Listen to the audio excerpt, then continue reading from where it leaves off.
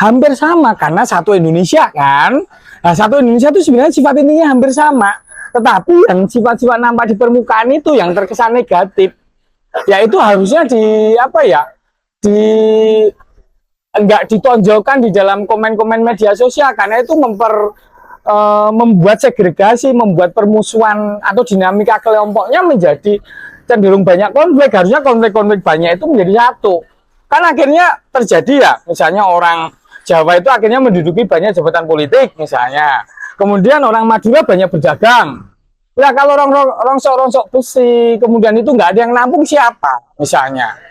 Nah, semua itu saling mengisi gitu loh. Kemudian yang dagang sayur misalnya, sekarang banyak orang Medan dagang sayur. Nah, siapa yang mencukupi kebutuhan sayur masyarakat? Walaupun ada orang lokal misalnya yang berdagang sayur.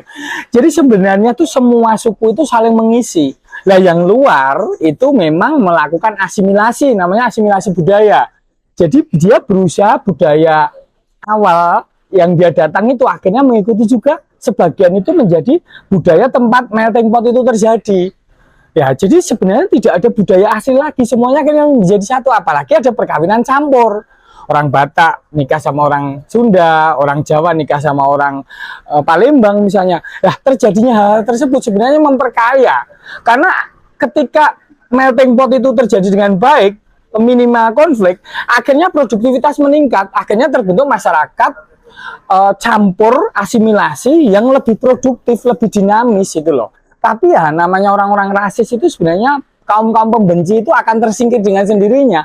Karena dengan membenci itu dia dengan sendirinya memisahkan dari kelompok ini. Dia akan ada di pinggiran. Ketika di pinggiran, ya lebih banyak sokan di pinggiran itu. Ya karena dia membenci, sedangkan yang di tengah itu sudah bersatu gitu loh.